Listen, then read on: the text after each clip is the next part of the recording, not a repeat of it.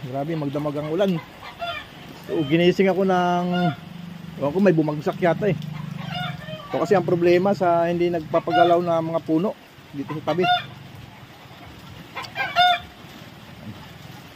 Kaya nangyari dito, magdamag ang ulan. Bumagsak na yung ano ko, ubinit. Ayun mga kamotor, may isa nga parang bumagsak ko. Disgrasya na naman oh. Bagsak yung ano, pati trapal ko. Buti walang manok na disgrasya. Sige kaya putal-putalin mo na lang yan. May ito nga, may pinapangambahan pa rin ako dito. Ito, tuyo. Malaki rin to pag ito bumagsak. Dito sa bahay ko talaga tatama to.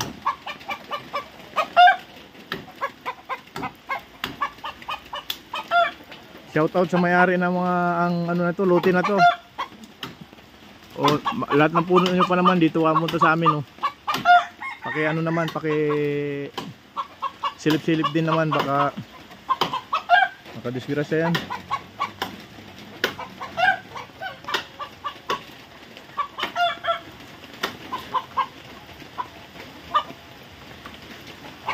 Yung ayun nga, yun oh. Yun, dalawa yan eh. Mabuti na lang yung isa doon bumagsak. Itong kinakatakutan ko kasi dito papunta rito yung ano niya.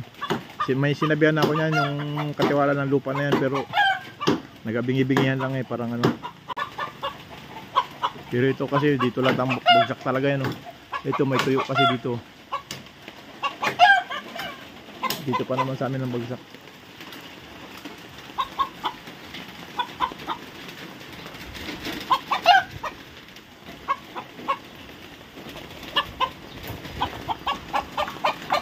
Grabe, magdamag ang ulan. Ito na yata yung bagyo mga kamotor.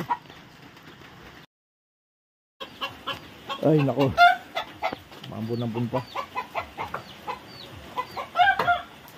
Hirap. Hindi naman kasi nakakaintindi yung may mga puno rito. Hindi nila inisip na nakakadisgrasya na yan. Okay mga kamotor, maraming salamat. At magandang umaga ulit.